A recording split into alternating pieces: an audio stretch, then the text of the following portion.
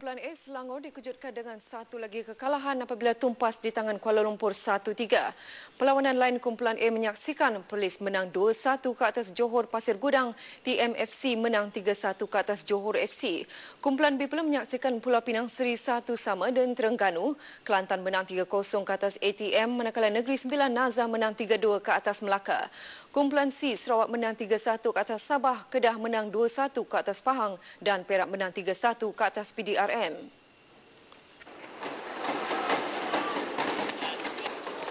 Pertemuan antara Kuala Lumpur dengan Selangor pada separuh masa pertama lebih banyak dikuasai juara 30 kali itu dengan peluang terbaik hadir menerusi tandukan Akmal Rizal Rakli pada minit ke-11. Skrip perlawanan pada babak kedua berubah dengan Kuala Lumpur lebih banyak menguasai perlawanan. Kevin Lemmy menjaringkan gol pendahuluan buat Kuala Lumpur menerusi satu rembatan deras dari luar kotak penalti pada minit ke-49.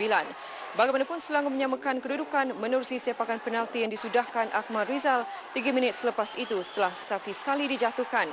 Minit ke-55 Kuala Lumpur terpaksa bermain dengan 10 orang selepas Ivan Yusof dilayangkan kad merah di atas terjahan keras yang dilakukan ke atas D. Surendran. Pengadil perlawanan Rosdi Syahrul menimbulkan tanda tanya apabila dia turut melayangkan kad merah kepada Surendran. Beraksi dengan 10 orang sama sekali tidak melemahkan semangat Kuala Lumpur apabila Muhammad Firdaus Hamid menambah jaringan pada minit ke-62.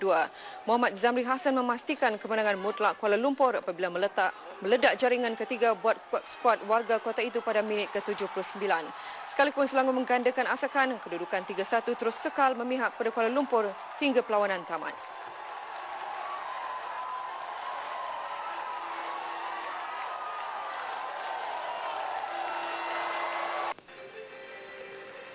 Di Stadium Perak Ipoh, tuan rumah Perak hampir pasti ke suku akhir selepas mencatat kemenangan 3-1 ke atas PDRM.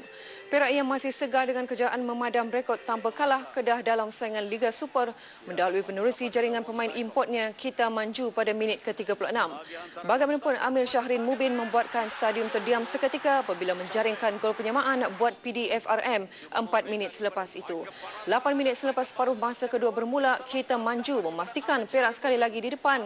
Kali ini menerusi penyudahan sepakan penalti. Syahrul Nizam Mustafa melengkapkan derita PDRM apabila menjaringkan gol ketiga buat Perak pada minit ke-80. Berbekalkan kelebihan 2 gol, anak-anak buah Steve Darby lebih banyak bermain secara bertahan bagi memastikan kedudukan 3-1 terus kekal hingga minit akhir perlawanan. Ke mana juga hantaran yang dilakukan oleh pemain-pemain Polis. Ahmad Syarul Ahad cantik, Nizam sekarang berpeluang. Akhirnya berjaya menjadikan gol ketiga. Tapi pergerakan yang sangat cantik dilakukan sebelum tendangan yang dilakukan oleh Nizam. Sementara itu, Melaka TNFC mencerahkan peluang ke suku akhir selepas mencatat kemenangan 3-1 ke atas Johor FC. Penyerang import TMFC Chaswi Noswa menceriakan kem TMFC apabila membuka tirai jaringan pada minit ke-42. Separuh masa kedua perlawanan berlangsung dengan lebih rancak apabila kedua-dua pasukan saling berbalas serangan. Bagaimanapun Johor FC lebih bernasib baik apabila Gaston Canlon menjaringkan gol penyamaan pada minit ke-53. Tersentak dengan jaringan tersebut, TMFC menggandakan asakan ke kubu lawan.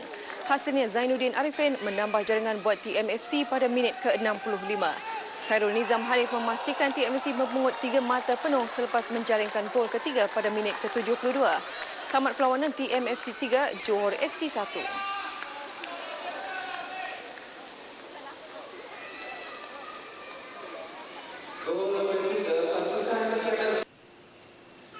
Berjersey kuning, Pahang menerima kunjungan Kedah dengan harapan untuk mengutip 3 mata penuh bagi membuka peluang untuk peringkat seterusnya.